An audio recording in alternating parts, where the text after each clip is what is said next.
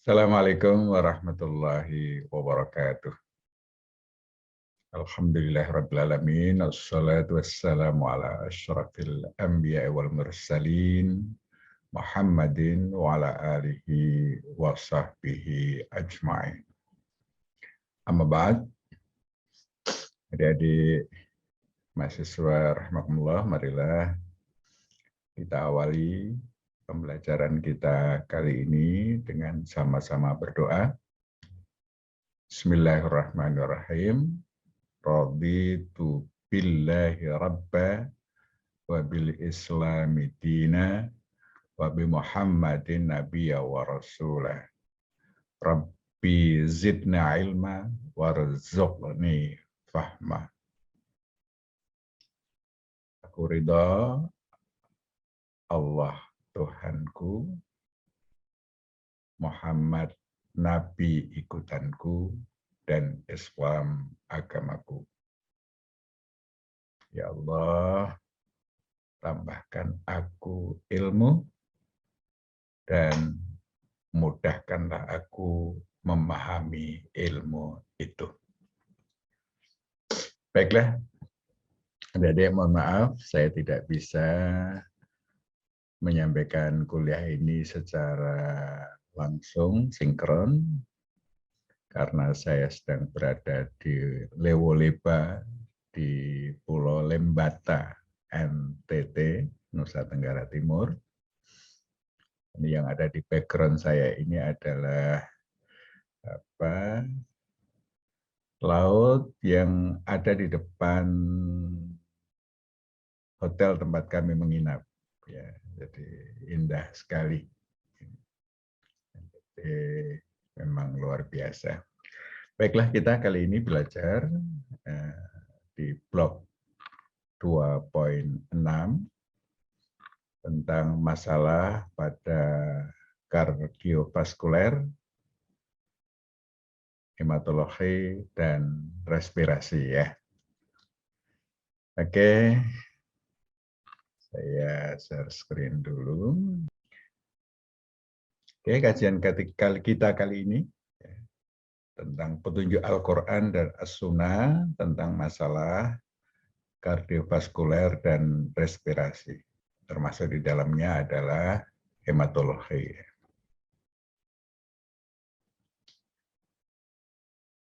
Tujuan pembelajaran dari kuliah kita hari ini, Anda diharapkan mampu menjelaskan petunjuk Al-Quran dan As-Sunnah tentang masalah pada sistem kardiovaskuler, hematologi, dan respirasi. Kita akan membahas tentang yang pertama adalah dekompensasi kordis dan masalah pada ibadahnya. Yang kedua, masalah transfusi dan donor darah. Dan yang ketiga nanti tentang penularan droplet infeksi dalam adab Islami. Inilah yang akan kita bahas pada perkuliahan kita kali ini. Mari kita awali dari yang pertama, tentang masalah dekompensasi kordis. Nah, sebagai pendahuluan, ini ada sabda Nabi yang sangat menarik sebenarnya. Ala wa inna fil jasadi mudghatan.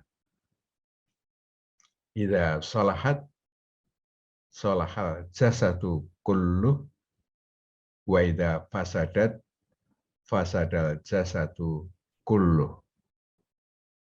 Ala wayal qalb. Ketahuilah, sungguh di dalam tubuh itu ada mudghah. Mudghah itu sering diartikan sebagai segumpal daging. Jika mudghah tersebut baik, baiklah seluruh tubuh.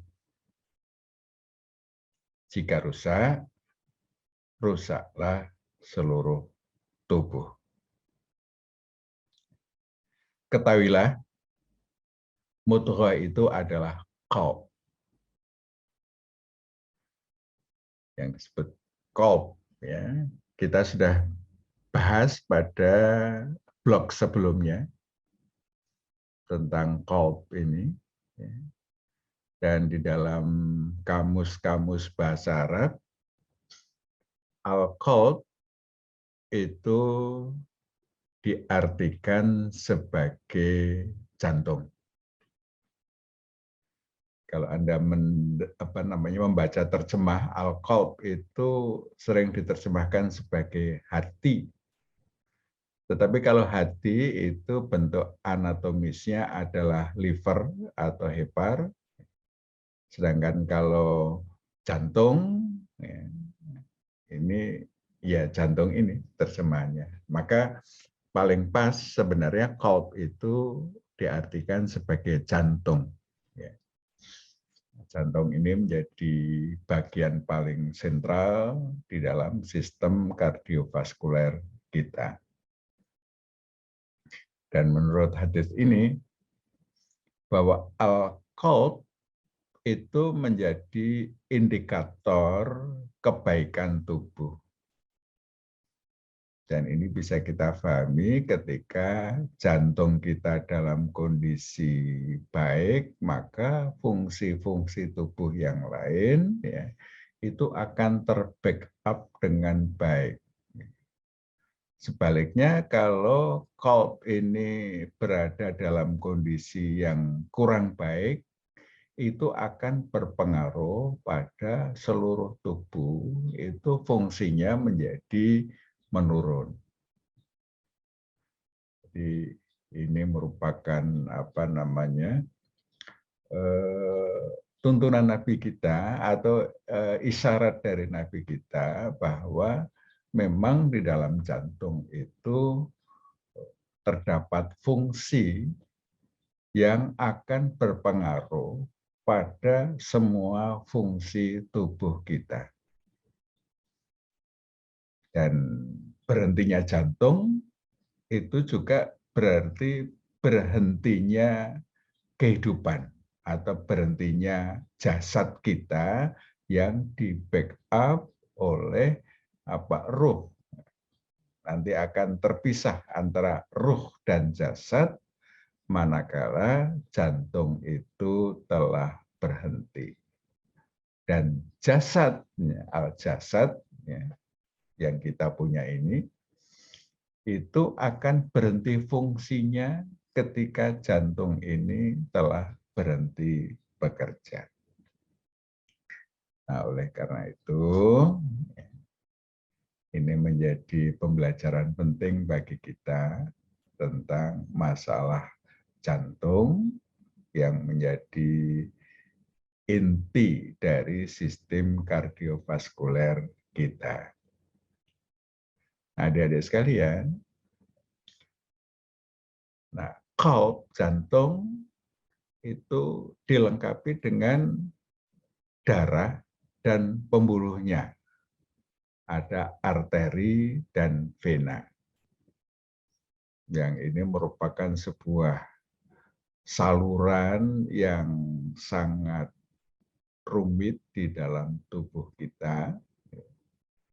Mulai dari arteri, arteri ini mulai arteri besar dari jantung, itu ada arteri besar, ya, beredar ke seluruh tubuh, aorta di situ ya, aorta kemudian beredar, nah, terjadi pembuluh-pembuluh darah yang lebih kecil, ya, arteria, ya. Kemudian dia bertugas untuk mengedarkan darah ke seluruh bagian tubuh kita. dengan sangat sempurna. Nah, kemudian setelah digunakan oleh bagian-bagian tubuh kita, maka darah tadi akan kembali ke jantung melalui pembuluh-pembuluh vena yang dia membawa bagian dari metabolit-metabolit dan sisa gas pembuangan ya CO, di situ ada CO2 yang nanti akan dibawa ke paru-paru diganti dengan oksigen yang diperlukan di dalam metabolisme tubuh kita.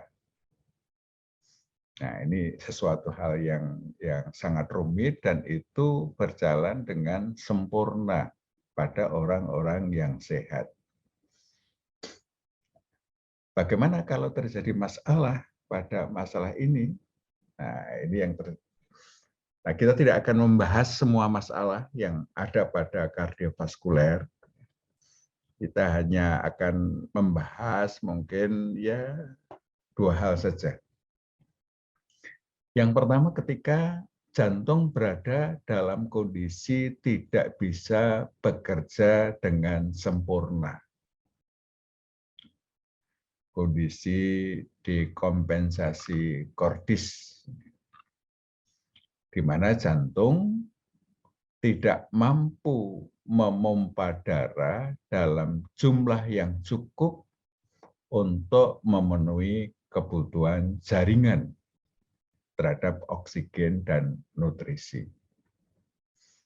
Kita tahu ya, darah itu membawa kebutuhan nutrisi yang diambil dari usus, ya, kita makan, ya dicerna lewat usus, ya, hasil pencernaan itu nanti diambil oleh darah untuk diedarkan. Ya. Nah, dia melalui darah melalui arteri beredar makanan, ya nutrisi, dan oksigen yang diambil melalui paru-paru kita dari proses bernafas, respirasi kita. Inspirasi membawa oksigen, ekspirasi membuang gas-gas buang. Nah, itu yang menggerakkan itu adalah jantung, ya, jantung yang menggerakkan. Nah, ketika jantung tidak mampu menggerakkan, memompa darah dalam jumlah yang cukup untuk memenuhi kebutuhan jaringan terhadap oksigen dan nutrisi, inilah kondisi yang disebut dengan dekompensasi kordis.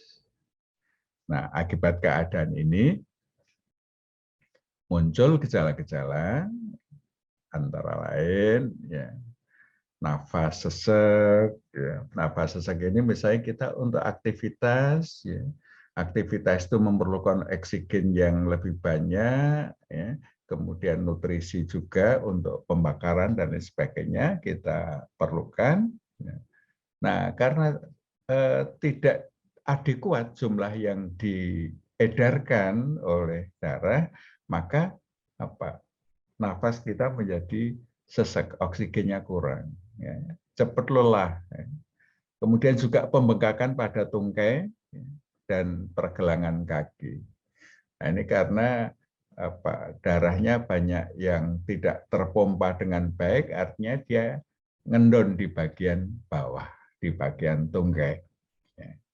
Nah, sehingga muncul di situ ya ödem pada tungkai atau pada kaki.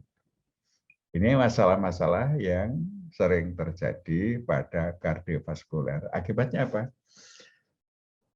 Akibatnya ketika kita beraktivitas, itu aktivitas kita menjadi terbatas, ya, menjadi terbatas. Tidak bisa lari, ya, tidak bisa melakukan sesuatu yang berat. Jadi kerja-kerja berat itu menjadi sulit, ya. Kita menjadi sesek, menjadi terbatas. Ya. Ini gejala yang mungkin terjadi pada penderita dekompensasi kordis.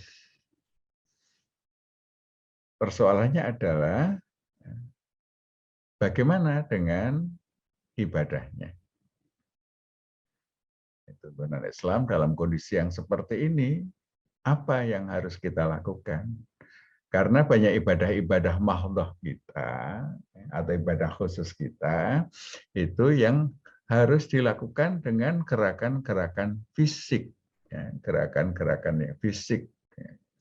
Nah, ini kalau misalnya kemampuan untuk melakukan gerakan fisik itu terbatas, ya, terus apa yang mesti kita lakukan?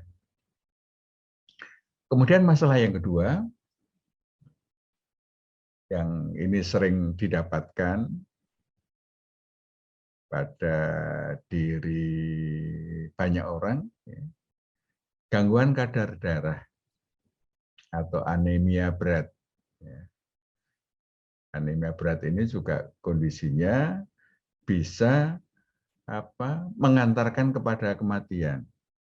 Jadi kalau tidak cepat diatasi, anemia berat, ya, anemia berat yang bisa terjadi karena ada perdarahan akibat keluarnya darah, misalnya pada kondisi kecelakaan atau mungkin kondisi operasi atau kondisi apa yang banyak perdarahan di situ, ini akan menimbulkan bahaya kalau tidak diatasi. Jadi kalau HB-nya itu turun drastis, tidak diatasi dengan dengan meningkatkan HB yang biasanya dengan transfusi, maka akan menyebabkan kematian. Nah, ini terapi utamanya kondisi seperti ini adalah transfusi. Kalau dia anemianya anemia ringan, biasanya masih bisa diberikan dengan zat besi.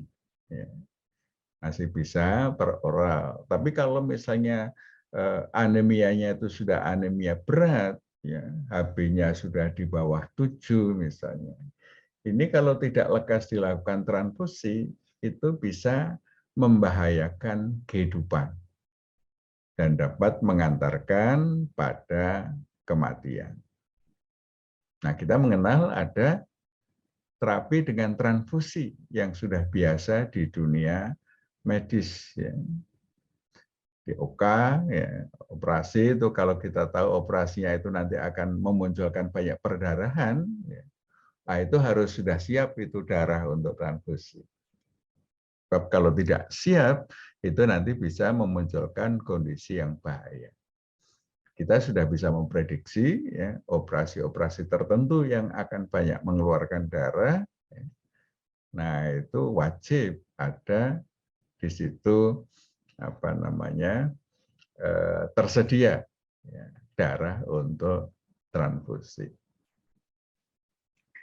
Nah, yang menjadi persoalan adalah bagaimana petunjuk Al-Quran dan As-Sunnah tentang transfusi ini.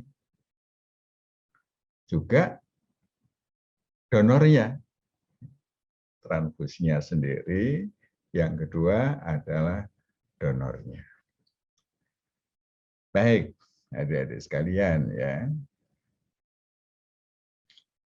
Nah, sebelum kita memasuki bagaimana, maka mari kita pelajari terlebih dahulu tentang prinsip-prinsip umum berdasarkan kaidah usul. Ini belajar usul fikih sedikit ya supaya kita tahu bagaimana kita mengatasi suatu keadaan-keadaan tertentu. Ya. Ini kita pertama ya, ada kaidah yang berbunyi ad-dhararu yuzal. Bahaya itu harus dihilangkan. Jadi kalau kita menghadapi sebuah bahaya apapun, ya, kita harus berusaha untuk menghilangkan bahaya itu. Dalam kasus anemia berat, itu kalau dibiarkan bahaya anemia itu sampai pada kematian. Maka kaidahnya bahaya itu harus dihilangkan. Anemia berat itu harus segera diatasi sehingga tidak menimbulkan kematian. Jadi itu prinsip yang pertama. Yang kedua, prinsip al-hajatu tanzilu manzilatad darurah. Kebutuhan itu menduduki tempat darurat. Jadi misalnya orang yang anemia berat, maka perbaikan kondisi anemia itu adalah kebutuhan. Jadi kebutuhan. Nah, kebutuhan itu menduduki tempat darurat. Sebab kebutuhan yang sangat vital, ya. Jadi kalau misalnya punya HB 6 dan masih turun lagi, kalau dibiarkan, ini sunatullah akan mengantarkan pada kematian. Jadi kita mengetahui bahwa HB yang dibiarkan menurun sampai ke titik terendah, itu akan mengantarkan pada kematian. Itu sunatullah sudah.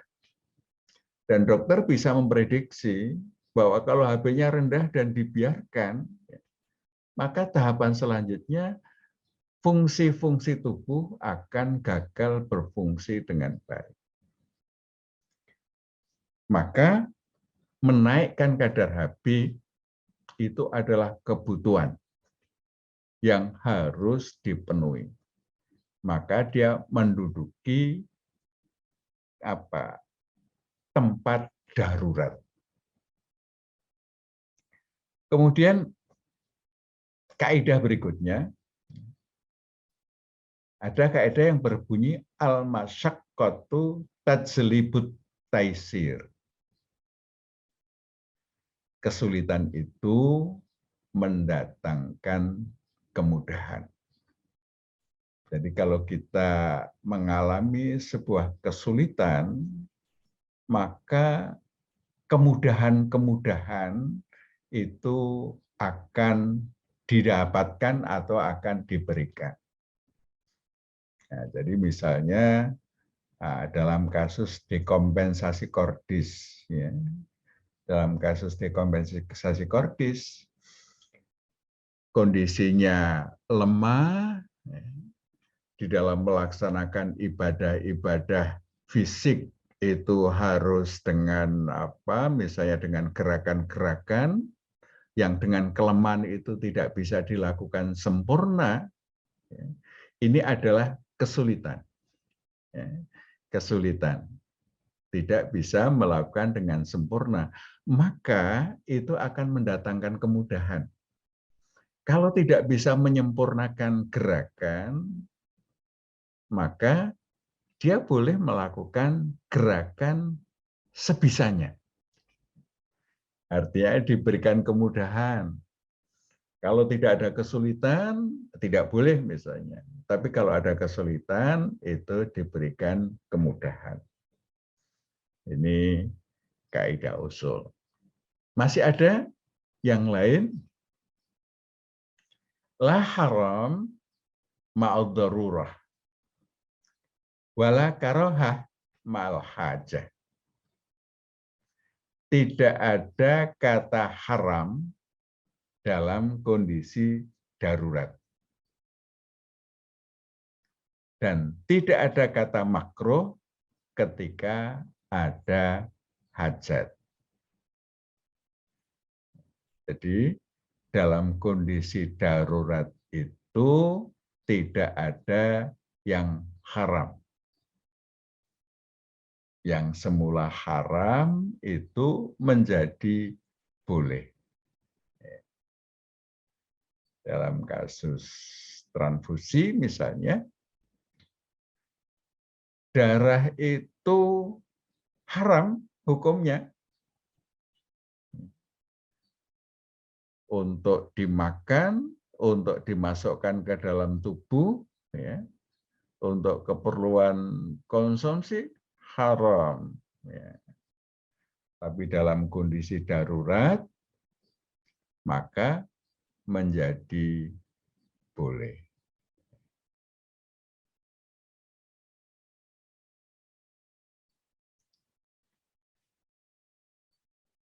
Nah ini berikutnya, ya.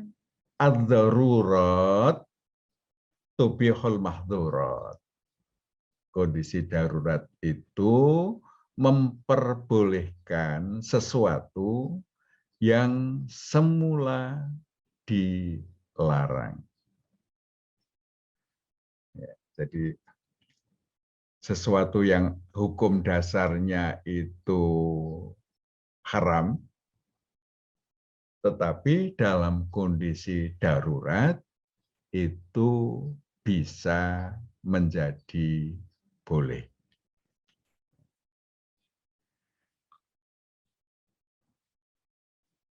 Kaidah berikutnya, ma ubiha lid-darurati yak duru biqadariha. Sesuatu yang diperbolehkan karena keadaan darurat harus disesuaikan dengan kadar daruratnya. Di dalam masalah kedaruratan itu misalnya larangan kita makan babi misalnya. Tapi dalam kondisi tidak ada yang lain, adanya cuman itu, kalau tidak makan itu bisa bahaya, maka kita boleh memakan daging babi itu sebatas untuk bertahan tubuh.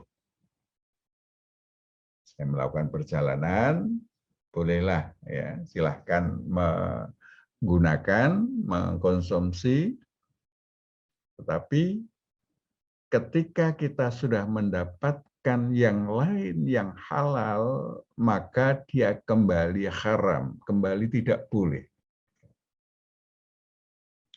Inilah istimewanya ajaran Islam, adik-adik sekalian. Ya. Ada kaidah-kaidah ya, yang membawa pengamalan ajaran Islam itu sesungguhnya mudah. Aturan-aturan dibuat ya, untuk membawa kebaikan kita bersama, tetapi di dalam kondisi-kondisi tertentu, kondisi darurat, aturan yang baku berlaku untuk kondisi normal itu bisa tidak berlaku di dalam kondisi yang darurat. Ini luar biasa ya, ajaran Islam kita memudahkan kita untuk bisa menjalani ajaran Islam ini dengan sebaik-baiknya. Oke, mari kita kembali pada masalah yang kita perbincangkan kali ini terkait dengan penderita dikompensasi kordis. Bagaimana ibadah mahdhahnya? Sholat misalnya ini yang perlu gerakan-gerakan tertentu, ya, apa yang harus kita lakukan? Nah ternyata sudah geraknya sebisanya. Jadi kalau kita sulit untuk melakukan gerakan sambil berdiri sempurna, ya, kemudian nanti gerakan-gerakannya semuanya serba sempurna, berjalan ke masjid, dan lain sebagainya. Kalau tidak mampu, ya geraknya sebisanya, semampunya dengan apa? Nggak mampu berdiri ya dengan duduk. Nggak mampu duduk ya sambil berbaring. Kalau kondisinya parah, ya mau jalan nggak bisa, ya, bisanya hanya baring, baring saja dengan baring setengah duduk, ya. Dia kalau mau berdiri gerakan itu berat sekali, sebisanya. Ya. Islam memberikan kemudahan, tapi sholat harus sholat. Ketika masih ada kesadaran, sholat itu harus dilakukan. Sholat baru boleh tidak dilakukan ketika hilang kesadaran. Misalnya dalam kondisi koma, atau mungkin kondisi ya yang hilang kesadaran lah, ya. Jadi koma tidak perlu sholat karena nggak bisa sholat. Tetapi ketika masih ada kesadaran, sholat itu wajib dilakukan dengan gerakan yang sempurna kalau bisa. Kalau tidak bisa, gerakan sebisanya. Kalau bergerak sama sekali tidak bisa, dengan isyarat. Ya, isyaratnya itu bisa dengan pandangan mata, itu sudah mencukupi.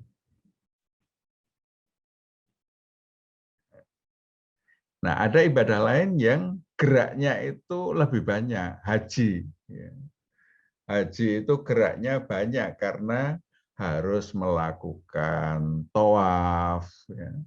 Tawaf itu mengelilingi Ka'bah 7 kali. Ya. Ini tawaf. Ya. Nah, itu perlu gerakan fisik. Ya. Kalau tidak bisa melakukan sendiri, oh ternyata bisa didorong pakai kursi roda. Jadi tawafnya pakai kursi roda, yang capek, yang bergerak, yang dorong.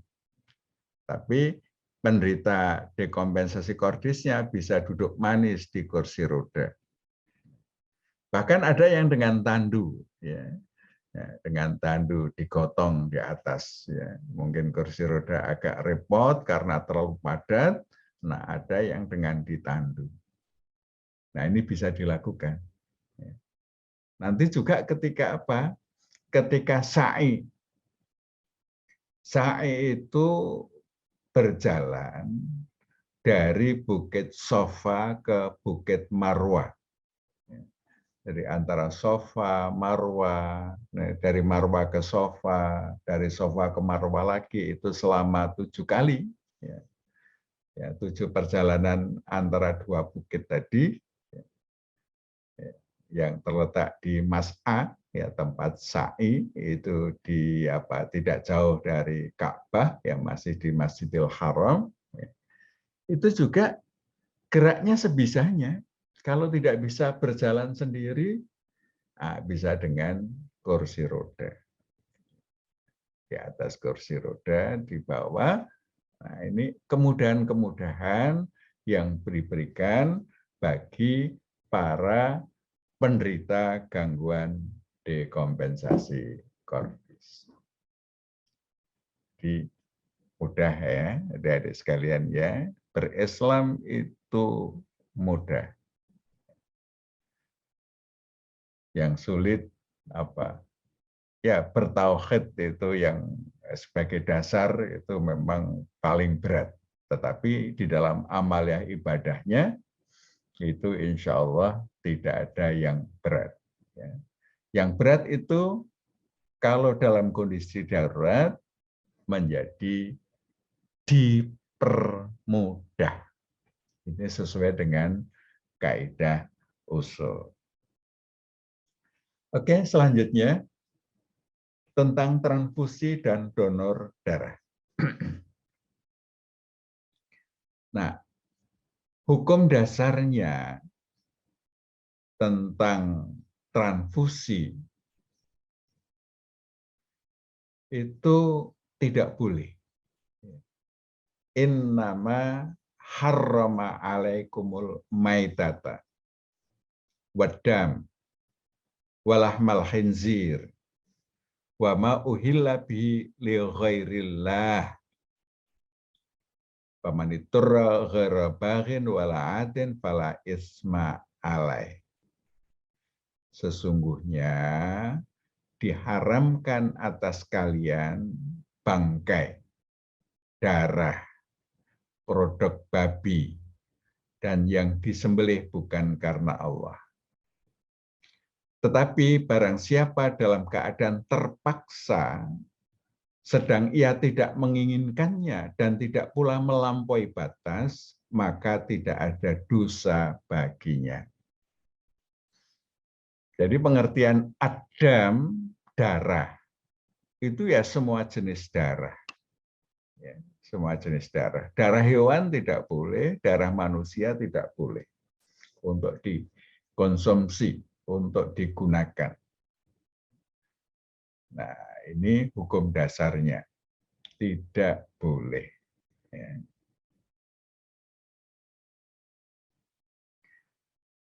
Pada dasarnya, darah yang dikeluarkan dari tubuh manusia itu termasuk najis. Ya.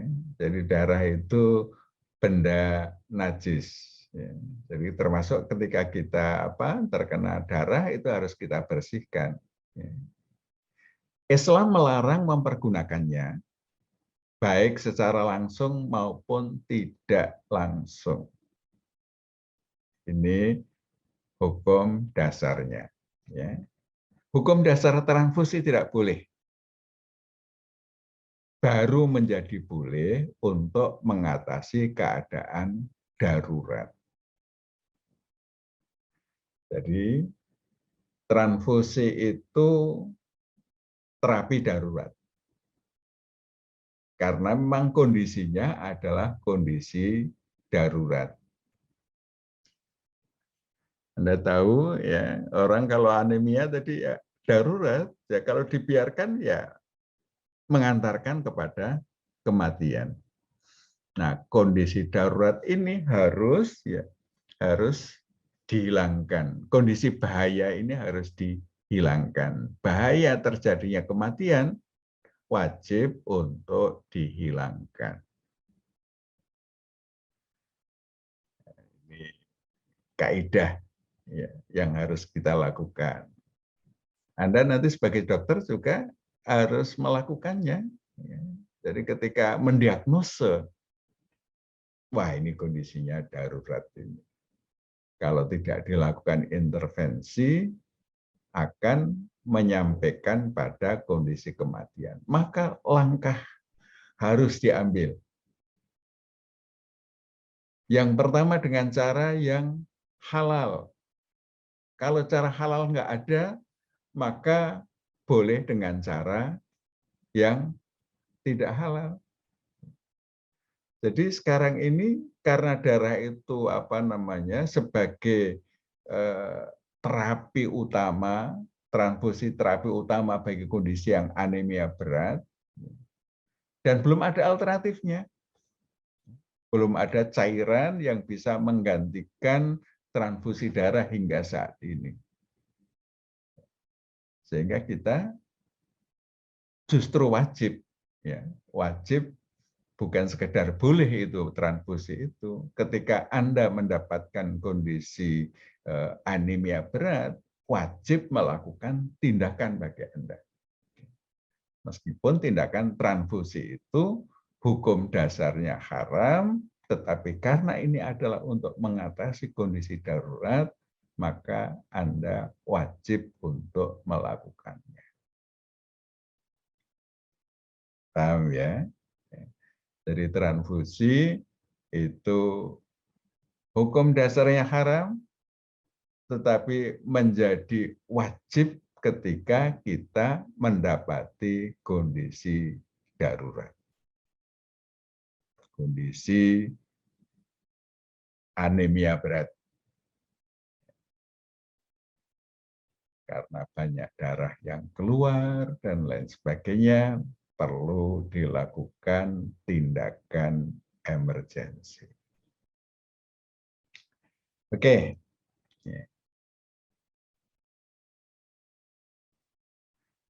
Dalam keadaan darurat untuk menyelamatkan nyawa seseorang, maka najis itu boleh dipergunakan sepanjang tidak ada cara lain yang tersedia. Ya, saya kira sudah saya jelaskan ini tadi ya.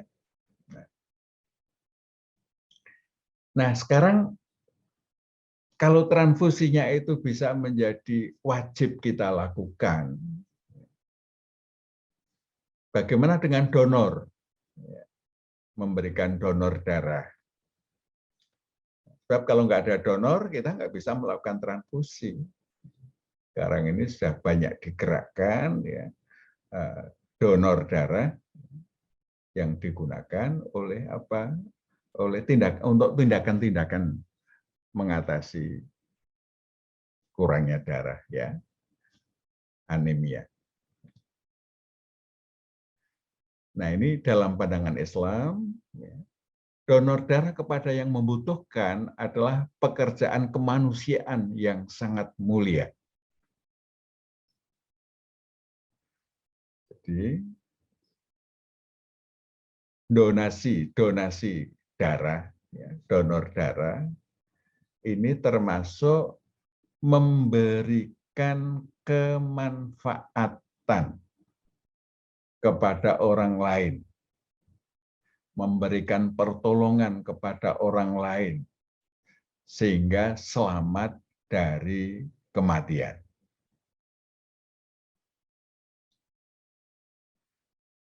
Kita tahu berdasarkan sabda Nabi kita, khairun nas anfa'uhum linnas. Sebaik-baik manusia adalah yang paling bermanfaat bagi manusia lainnya. Kita akan menjadi orang yang lebih utama, lebih baik ketika kita mampu memberikan banyak kemanfaatan pada orang lain. Donasi darah, donor darah itu memberi manfaat, ya, memberi manfaat. Sehingga menyumbangkan darah dengan ikhlas ini termasuk amal kemanusiaan yang amat dianjurkan oleh Islam. Dan dengan izin Allah akan berdampak pula pada pahala. Kita akan diberikan pahala oleh Allah Subhanahu wa Ta'ala dan menjadi orang yang bermanfaat bagi orang lain. Ada ayat yang menarik, ya. Kita donor itu sebenarnya memberikan kehidupan. Sebab kalau nggak ada orang donor, ya, kondisi anemia itu akan mengantarkan kepada kematian. Betapa banyak orang yang akan meninggal karena kondisi itu. Ada terapinya. Kondisi itu likul lidain dawa. Allah sudah memberikan ketetapan bahwa setiap kondisi bahaya penyakit itu ada terapinya, ada dawanya. Kondisi anemia, dawanya adalah transfusi. Ya, anemia berat, dawanya adalah transfusi. Transfusi hanya bisa dilakukan kalau ada donor. Kalau nggak ada donor, nggak bisa dilakukan. Maka donor ini seakan-akan memberikan kehidupan. Man qatala nafsan bi ghairi nafsin aw fasadin fil ardi faka'annama qatalan nasa jami'a. Wa man ahyaha faka'annama ahyan nasa jami'a. Barang siapa membunuh orang bukan karena orang itu membunuh orang lain atau berbuat kerusakan di bumi, maka seakan-akan ia membunuh semua manusia. Dan barang siapa memelihara kehidupan seseorang manusia, barang siapa memelihara kehidupan seorang manusia, maka seakan-akan ia telah memelihara kehidupan semua manusia. Quran Surah Al-Ma'idah ayat 32. Jadi memberi kehidupan pada seorang manusia itu seakan-akan memelihara kehidupan semua manusia. Kita donor sehingga seorang manusia bisa hidup, tetap hidup. Nah, ini seakan-akan kita memelihara kehidupan semua manusia. Maka donor itu merupakan amal soleh. Ya, dari sekalian, ya, ini luar biasa ajaran agama kita. Oke, sekarang masalah yang ketiga, ya, masalah respirasi. Nah, ini kita hanya akan membahas satu hal saja dalam masalah ini terkait dengan droplet infeksi. Droplet infeksi ini adalah penyebaran infeksi melalui droplet, ya, atau cairan atau cipratan liur yang dikeluarkan seseorang dari hidung atau mulut saat bersin, batuk, atau berbicara. Bagaimana tuntunan Islam tentang masalah ini?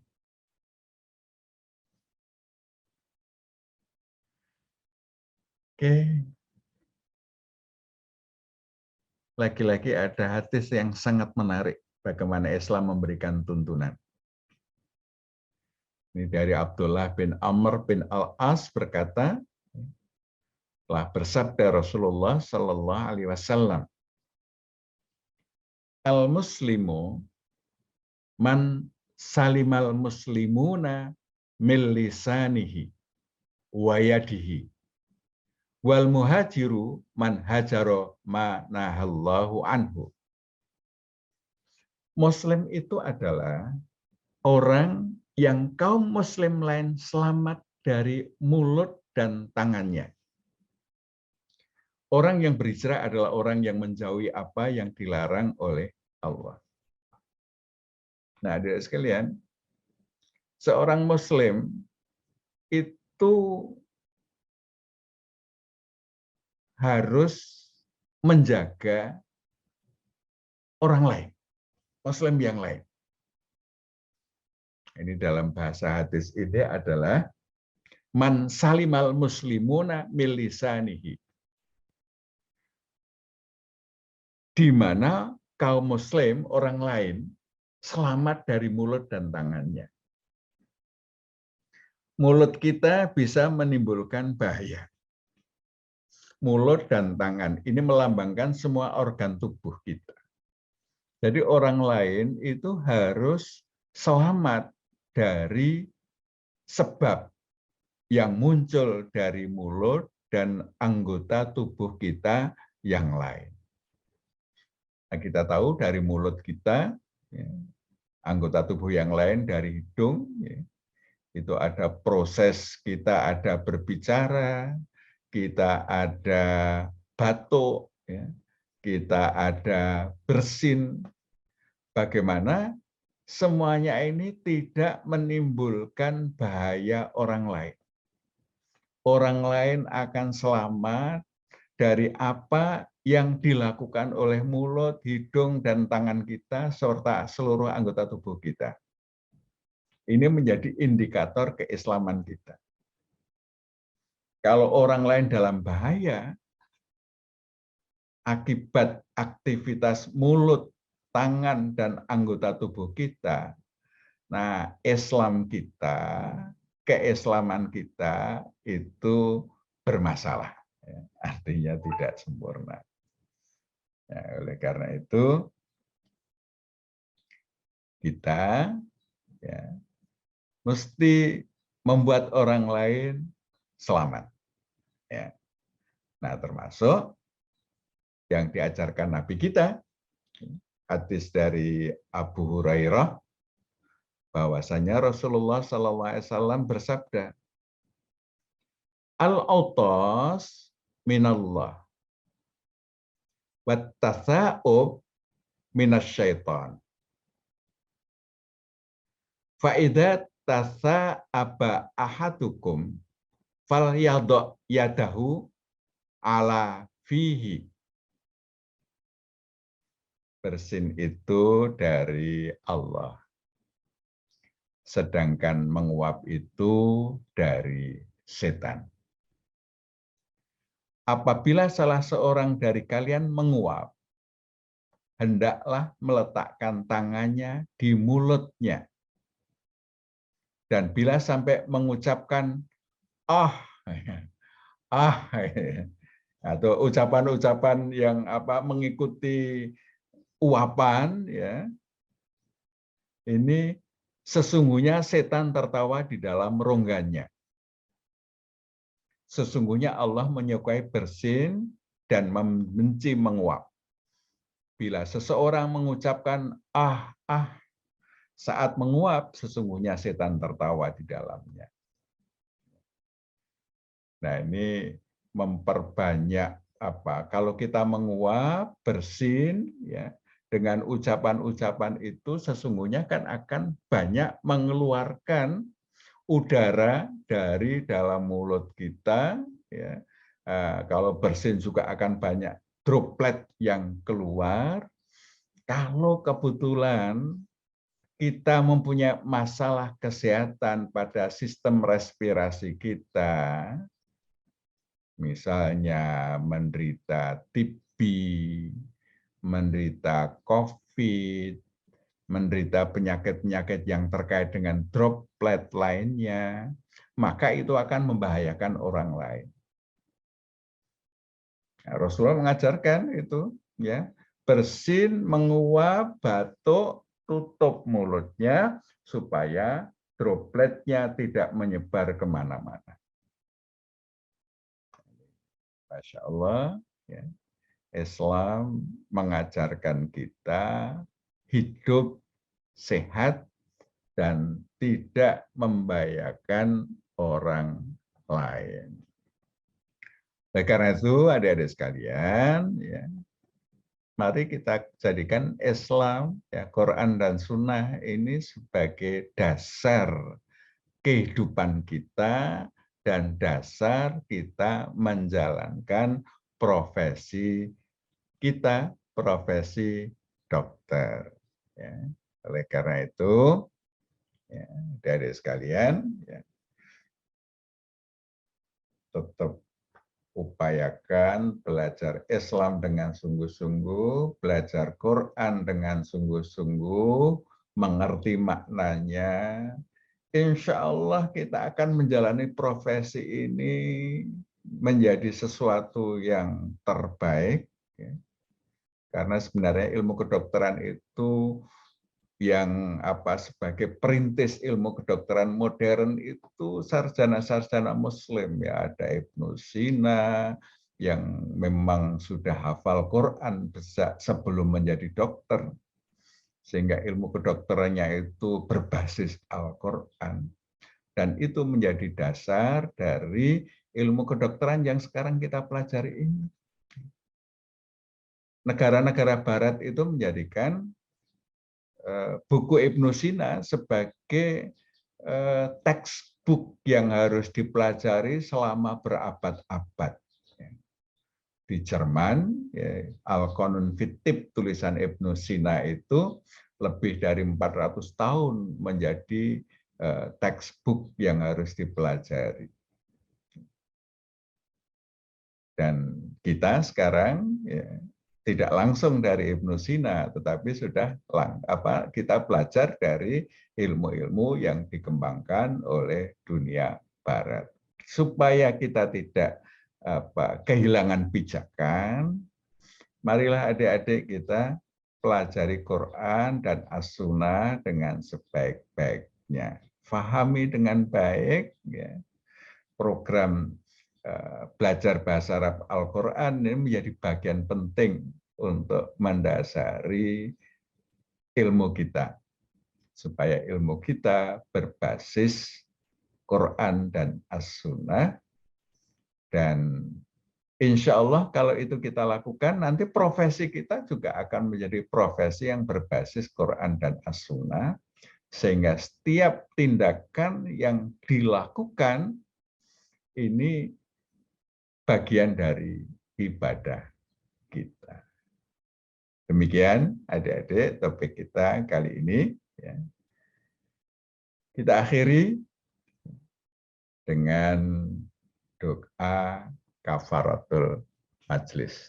Subhanaka Allahumma wa bihamdika asyhadu alla ilaha illa anta astaghfiruka wa atubu ilaik. Alhamdulillahirabbil alamin. Assalamualaikum warahmatullahi wabarakatuh.